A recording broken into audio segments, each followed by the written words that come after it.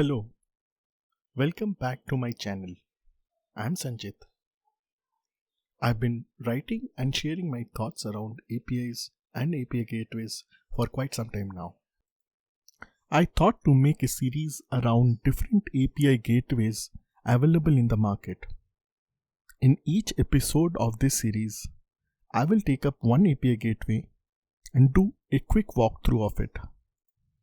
In this particular episode, we will talk about the TAG OSS API gateway.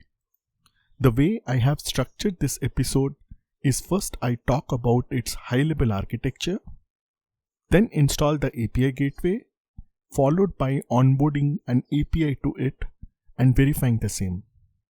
We will end up the episode learning some of its key capabilities, and then I will share my parting thoughts about this API gateway. So, let's get started.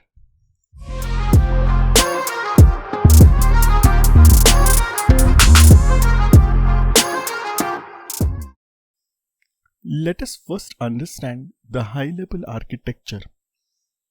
TAG API Gateway is completely open source, written in Go programming language.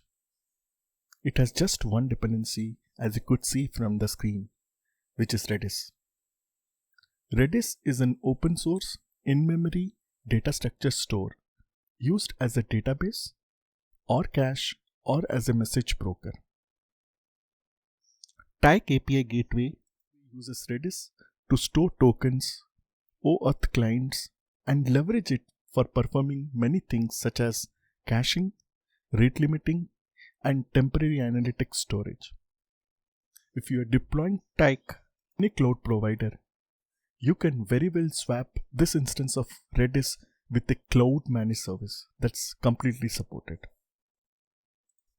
TAG supports analytics through another OSS component which is called as TAG Pump.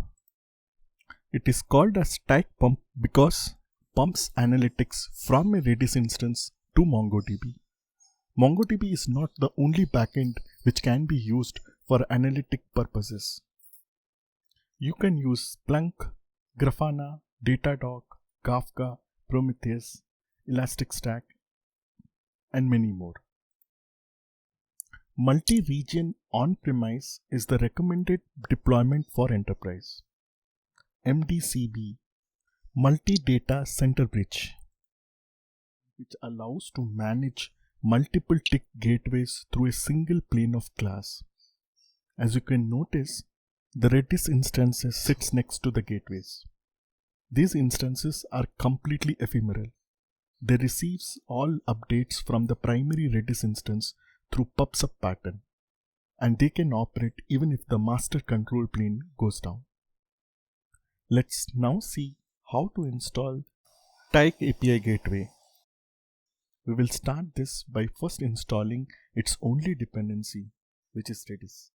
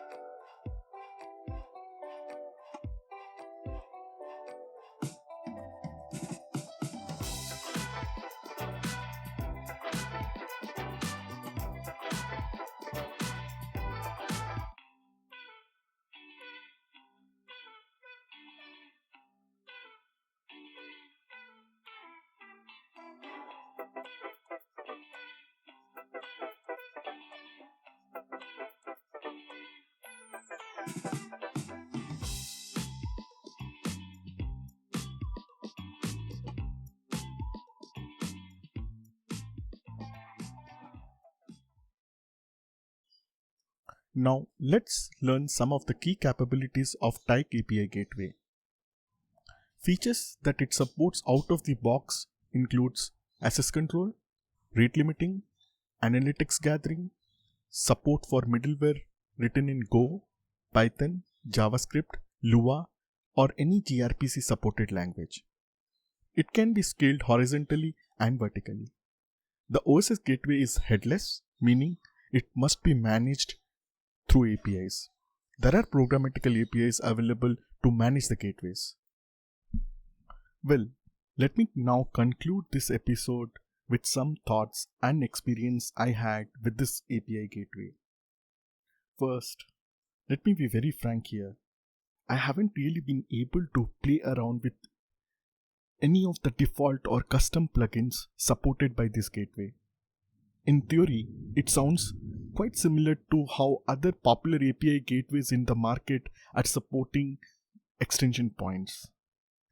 One good thing I learned here is that Tyke in terms of technologies is supporting a hell lot of languages to let developers write their custom plugin. I found this quite useful, but like I mentioned sometime back, I haven't really been able to play around with those. Next, I would like to talk about the Tyke gateway provisioning in Kubernetes, because Kubernetes is very close to me, and that is one thing I always look out whenever I start evaluating a product. Tyke has a good support for Kubernetes through operator model. They call it as Tyke operator. As you would have seen from the earlier demo, installation and provisioning was quite seamless. Tyke advertises that one could do full API lifecycle management through this operator, which includes configuring your ingress, APIs, security policies, authentication, authorizations, and many more, all using custom resource definitions and Kubernetes native primitives. However, my experience hit some blocker while I was trying to enhance my demo showcased in this episode for the support of security policies. I intended to make my APIs authenticated through some basic authentication. My idea next was to introduce rate limiting as well, but it never worked through the type operators. Later, with some more investigation, I learned type operator currently doesn't support these, which I found quite hard to understand because I felt these are very primitive use cases for any API lifecycle. The current support is through some volume mount mode, which I don't think is quite good experience. And it appears that these use cases are supported with other paid versions of Tyke. In summary, I felt this is a great and promising product with many features, good documentations, good resources created by the company for anyone to pick up and get going. In Gartner's peer review as well, they really have some great feedbacks. I'm sure they are going to work out some of the pain points I talked about. So that's all I had in this episode of Learning API Gateways. Today we learned about Tyke API Gateway. I will be back again with a new episode in this series where I will take you through another API gateway. Until then, take care and be safe. This is Sanjit and thanks again for watching.